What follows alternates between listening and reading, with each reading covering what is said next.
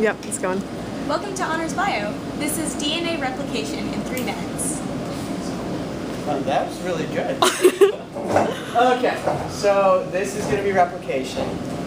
The first thing you're going to notice is that we have 5' and 3' drawn on the board, and that I have little arrows designating that direction so you can see it in the strand. So if I were to do the same thing for the bottom strand, I would draw little arrows here, and what you'll notice is that at the top of this loop,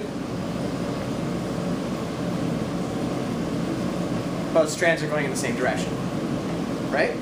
Okay, so the first thing that happens, this is going to be, topoisomerase is going to be working on the outsides. It's going to be relieving tension the whole time, otherwise we're going to have DNA breaks. We're going to have helicase that's already opened this up, and we're going to have some stabilizing proteins called SSBPs that are keeping this DNA in this formation. This is not a natural formation. The first thing that's going to happen is that in RNA polymerase, 5', 3', okay, so we're going to build this way. It's going to come down and it's going to lay down pieces of RNA. They will be 5', 3', 5', 3'. And then a DNA polymerase will take over, copying that way. What's going to happen is the DNA, and there's some controversy about this, whether the DNA moves through a machine or whether the machine moves over DNA, but we'll just, for this, assume that we're looking at the machine and that the DNA is going to be moving through. Cool? All right. So the same thing would occur here. We would lay down an RNA primer and then follow that with DNA.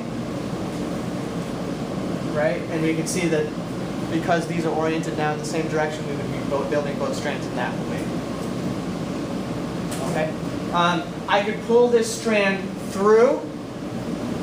If I kept pulling it, all I would have to do is continue to add in this direction. If I continued to pull this through, I would run into small problems. Does anybody see it? What's that? Yeah, the loop would close, but there's going to be proteins that are going to help maintain the formation of the loop. No? Okay, I'll show it to you later. So what's then going to happen afterwards is another enzyme is going to come by. It's going to replace these DNA-RNA hybrids with just DNA. And then a final enzyme is going to go ahead and attach those pieces of DNA. All right, so one more time from the beginning. RNA primer is going to be laid down by primase.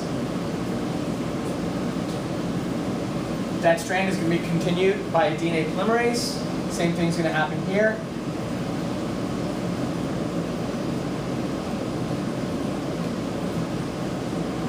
All right, and then that RNA is going to be replaced by pieces of DNA, by another DNA polymerase.